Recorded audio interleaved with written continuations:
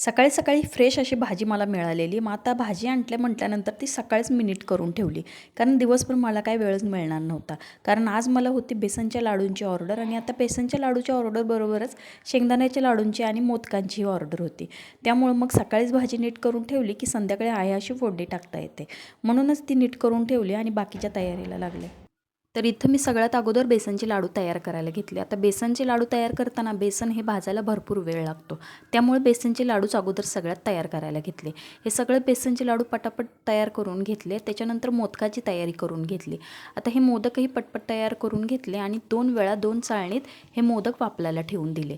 आता हे मोदक तर तयार झाले. आता त्याच्यानंतर म्हटलं आता शेंगदाण्याचे लाडूही लागलेच तयार करून घ्यायचे. म्हणून शेंगदाणे भाजून शेंगदाण्याचे लाडूही तयार करून घेतले. मोदक आणि बेसनचे लाडू हे थंड झाल्यानंतर ते पॅक करून तयार करून ठेवले. आता त्याच्यानंतर आपली संध्याकाळची तयारी करून घ्यायची. म्हणून मग म्हटलं सकाळी जी भाजी नीट करून ठेवलेली होती आता तीच घ्यायची. त्याला फक्त लसूण, जिरं आणि हळदीची फोडणी टाकली आणि ही भाजी फोडणीला टाकली. आता ही भाजी दिसताना बघा केवढी दिसते आणि नंतर मीठ घालून ज्या वेळेला ही भाजी पूर्ण आटून जाईल त्यातलं पाणी, त्याच्यानंतर ही भाजी निम्मीसुद्धा राहत नाही. इथं बघा ही भाजी एवढीच तयार झालेली आहे.